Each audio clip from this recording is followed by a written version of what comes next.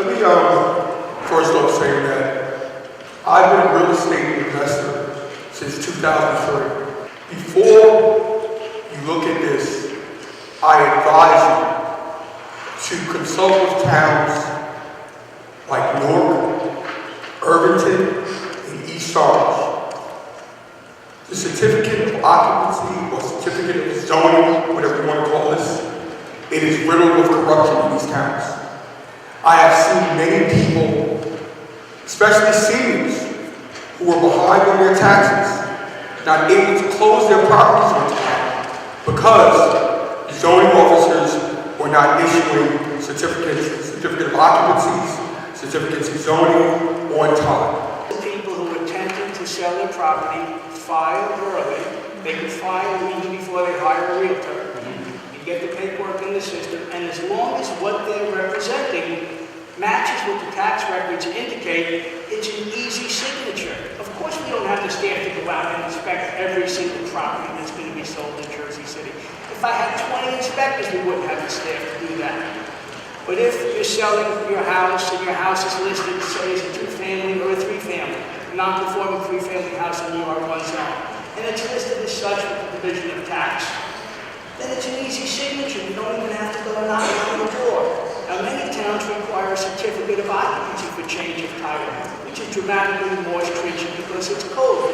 We're not requiring that. We're not proposing that. All we're proposing is to make sure that the buyer doesn't get hoodwinked by some unscrupulous business people who want to say this is a 3-family driveway, when in reality it's not. The question was, if someone was to purchase the property with the intention to demolish, would it need a certificate? Oh, yes. And the answer is yes. I thought she meant would they need a certificate to demolish the property. And the answer is yes, because that's in there too. Yeah, but if they're purchasing the property, they will need a zoning certificate. Once they purchase it,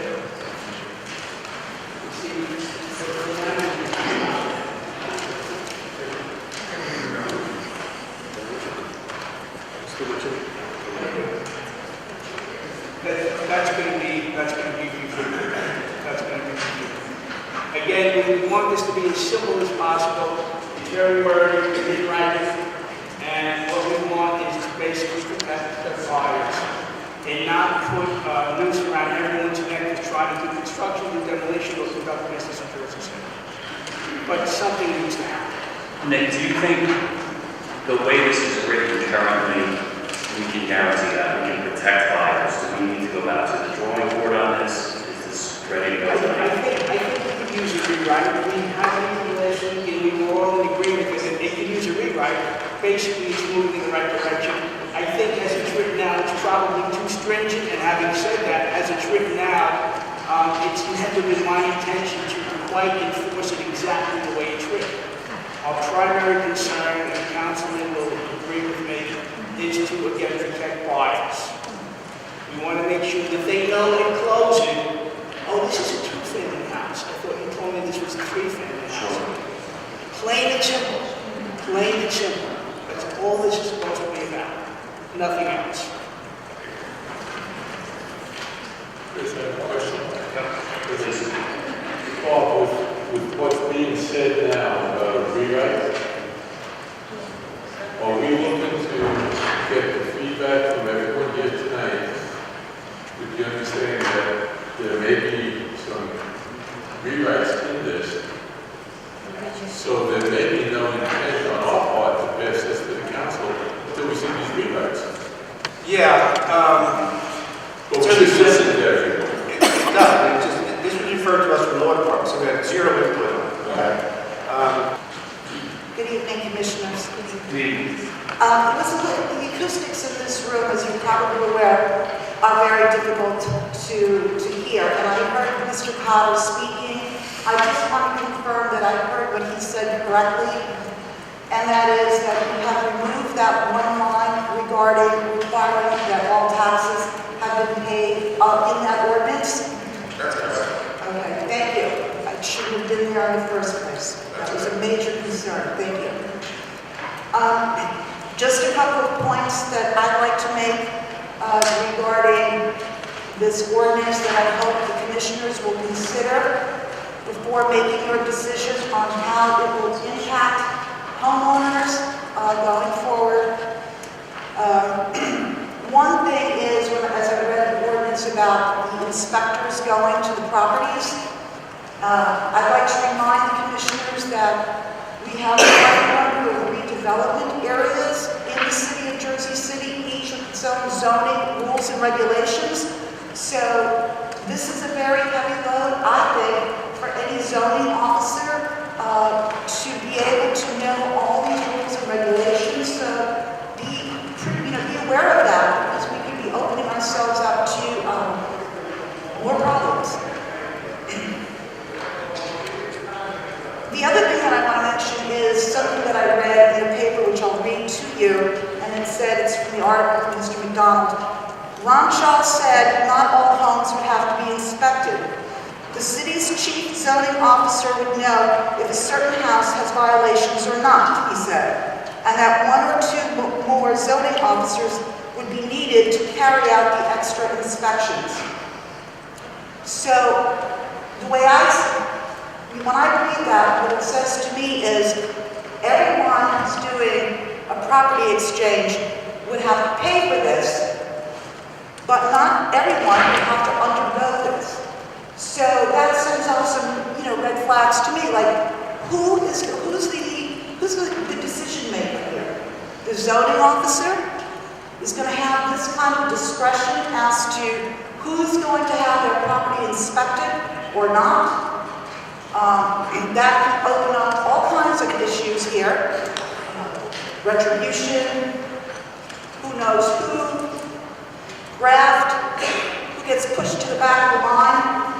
I think that if you're going to institute this law, that the law should apply to everyone, not to some. It's either all or none. And that being the case, I don't know how the city would be able to do that. I mean, is every property down on the waterfront going to have an inspection? Are you going to hire a fleet of people? And if this is a matter of record keeping in terms of who's complying with their zoning, which I think is a good thing, right? Because we don't want people profiting illegally while some of us are working hard to keep on the right track. This can all be done for a revale, which is what the city should be doing. And part of that process, and all that information that the city wants to gather, that you want to do, can be collected during revale. I lost my thing here, but on the last point, I just want to say that if this board, or if you as commissioners are feeling pressured from outside interests, or from the outside to make a decision this evening, I urge you all to stand on your own, even if you stand on your own 2 feet, and think about the impact that this would have on homeowners. And it's a good thing. I'm not saying that it's not a good thing to help protect buyers, but this has to work for all stakeholders involved. So those are my 2 cents, and I thank you, Commissioners. Thank you. Nick? Thanks. I just want to respond and answer the young lady's question. What's going to determine whether or not there's an inspection is, again, as I said earlier, if what's being presented matches the tax records or not. And if it does not match what the tax records have, then a flag goes up and we do an inspection. If it does match the tax records, then there's no need to do an inspection because nobody's being misled. Plain and simple. Am I allowed to respond? Yes. Okay, thank you. Okay, so I heard what he said. So, as I thought, it's a matter of record keeping. So why is there a fee, exorbitant fee? $150 is a lot of money for a lot of people, just to do some paper shuffle, okay? That's a lot of money as part of the closing. If you want to, if it's just a matter of going down to the office and matching papers, because the way I understood it is that these properties are going to be inspected. I don't think that it should be done that way. We can inspect them all, or we don't inspect them. How do you make that decision? I think I just said that. I just explained that. Yeah, it's hard to hear. I think I just explained how we make that decision, but also initially the fee we were proposing was the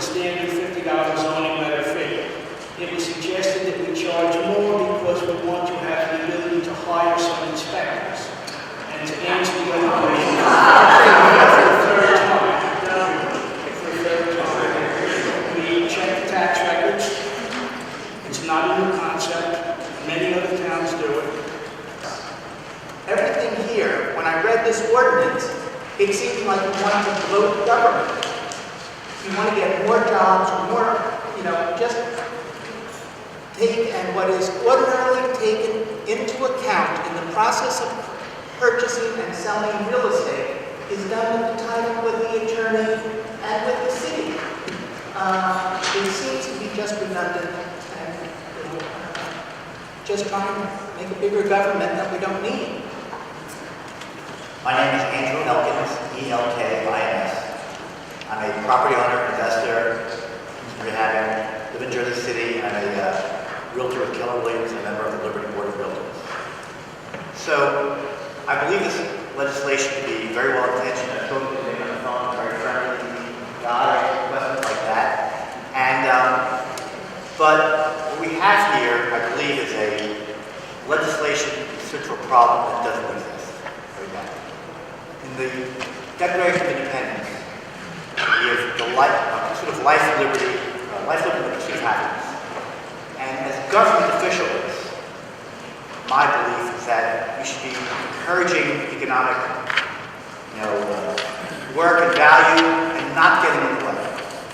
And you have so many structures in place right now to prevent buyers getting liquids. You've got a real estate professional, you've got competent attorneys, you've got home inspectors who are bonded, you've got the adversarial system.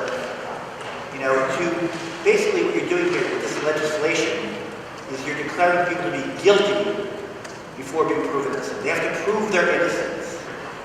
Taxpayer in Jersey City, and I'm concerned about this additional layer of regulation in an already over-regulated situation anyway. I think this ordinance is redundant.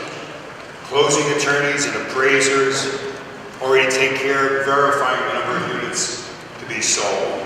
So why do we need somebody else coming in to do it? At its best, this ordinance will add a dozen new jobs to the zoning department because these inspections take time. A man can only do 6 or 7 inspections a day. You guys are talking about hundreds in a week. At its worst, it'll turn into what fire prevention does with smoke detectors. They charge for a certificate and don't do an inspection. So what does all of that say about us? That's not the way Jersey City should do business. Okay, I need somebody to tell me that I'm not getting a great deal. Okay, it's up to me to do my due diligence. Okay, when you buy a property, I've bought and sold a couple of Jersey City. When you buy a property, you hire an attorney. You have the option of doing it without an attorney.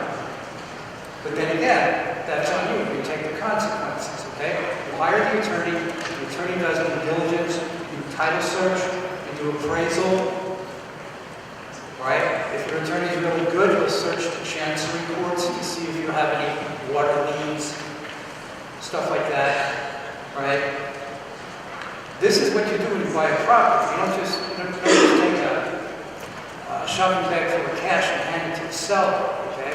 So, in the early 2000s, I lost the purchase of a property because of something like this, because my seller was locked in some kind of vendetta with a city inspector. Okay, I'm not going to say which department, okay, but I lost the property, I couldn't buy it. Because I lost the mortgage approval. And I couldn't get it extended. I was locked in contract for 9 months with $4,000 of my money being held in escrow, okay? So, I think this is redundant. It's not necessary. The city's job is to keep accurate records and make access to those records as expeditious as possible. And that's what I think is happening. I think this is going to be very, very destructive, very obstructive to the real estate market. And I don't think it's necessary at all. Thank you. Joseph Diamano, I'm a real estate broker and a real estate appraiser. A little louder, right to the mic so everybody can hear. I'm a real estate broker and a real estate appraiser with my practice here in Jersey City. My experience with the zoning ordinance is that a lot of times I go to the tax assessor's office and I'm told that a property is a 2-family, a 3-family, a single-family, mixed-use property, whatever. And it turns out that it doesn't conform to the current zone. So to try to find out if this is an allowable use or not, I am always directed to the building department, as the tax assessor's records are always the most accurate. Many times in the building department, I'm told that there is no record that exists for that property. I think the problem with this whole ordinance is that there is no centralized database of what properties are being used for currently in Jersey City that is either searchable by a computer or a paper record. With that being said, and all the non-conforming uses that are within the city, it almost makes this ordinance impossible to enforce. I am the outgoing president of the Liberty Board of Realtors, and I am the owner of Century 21 Plaza Realty that's located in Jersey City Heights. I'm proud to say that I've been a realtor for over 30 years. Yes, I started very young. The Liberty Board has over 5,000 real estate professional members who are very active in the Hudson County real estate market. More than 400 of them have their offices in Jersey City and interact literally with tens of thousands of Jersey City residents and property owners on an annual basis. The mission of the board is to maintain a healthy real estate marketplace for its members and consumers interested in buying, selling, and renting real estate. We are also part of the National Association of Realtors, which is actually our national board. And as such, this board subscribes to a very strict code of ethics as a member of the Realtor Association. Last year, when I was elected as president of the Liberty Board, our executive director, Joe Hottenhoff, Jersey City Realtor Elvira Kurai, and I met with Mayor Phillip and conveyed to him that we would be happy to work with him and his administration for the good of Jersey City property owners and for the advancement of the city. That offer still stands today and is just as important now as it was then. We agree that there are deficiencies in the zoning. We agree that there are deficiencies and things need to be made compliant. We believe that with the proper input of legal and real estate professionals, this ordinance will in fact benefit homeowners and buyers, landlords and tenants, creating safer and more prosperous neighborhoods throughout Jersey City. However, we also believe that the ordinance before you tonight will not solve the problem of code compliance and may in fact exacerbate the situation. We've had many questions that have come up tonight regarding inspections. One has to do also with records and what records get checked when somebody makes an application. So I wanted to just verify if an application is made, are you saying that the records that will be checked are the tax records? That's what we check. It's my experience in Jersey City that there's a large discrepancy between the tax records and the actual building code. Many times I've gone into properties that I get called, I'm going to do a listing, and the first thing I do is check the tax records. It may say 2 units, it may say 3 units. When I go and inspect the property, it's something very different. I am then compelled to check with the building codes. And then oftentimes there is a discrepancy. So, the issue is, what will be the governing record for enforcement? Yes. Yvonne Walser, YVONNE-BALCER.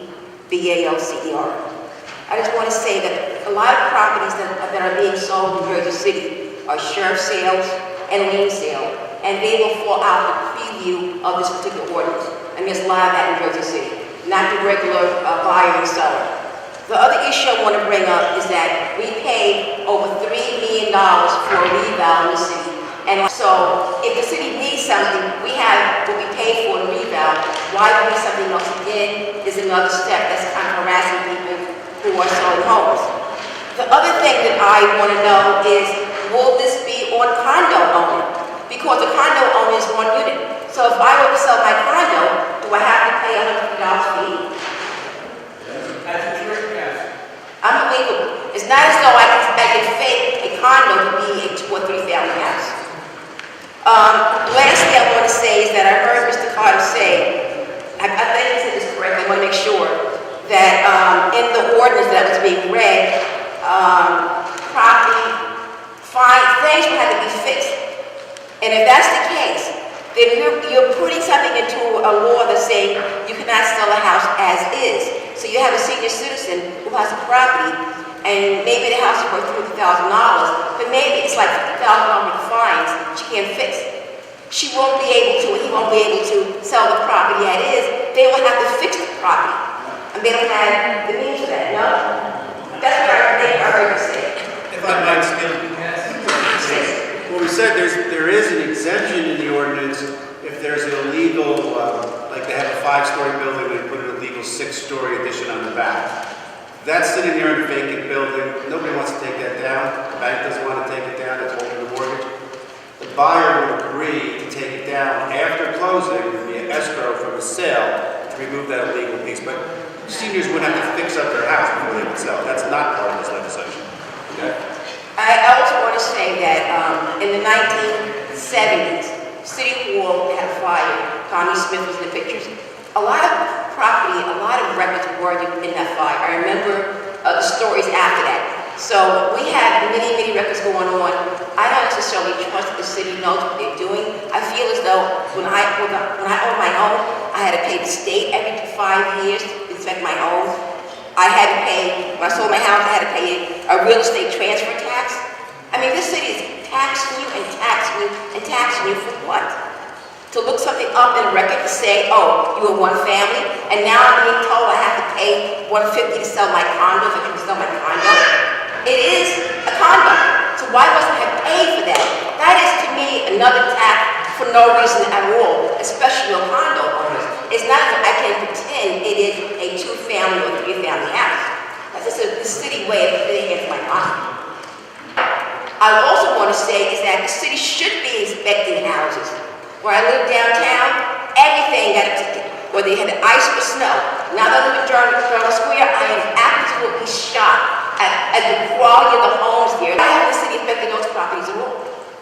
The problem is there's selection enforcement. And it shouldn't be at the time when a person is selling, when they're leaving the city or something like that. It should be ongoing as it is. It should not be at that particular time. I would love to see the city hire more inspectors and go after some of the property owners right now. And forget about this issue of when it gets you to sell your house. Do it now. Thank you. Thank you.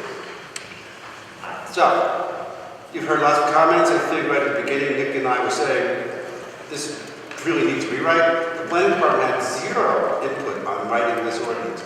I know a lot of people are mad at me for bringing it. The law department sent it down to us and said we want it on the city planning board's agenda in January. So here we are. We took a look at it for the first time today at 4 o'clock, and we said, geez, this is, there's a lot of stuff in here that really shouldn't be here. Like, you gotta get one of these certificates to do excavation, you gotta one of these certificates to do demolition.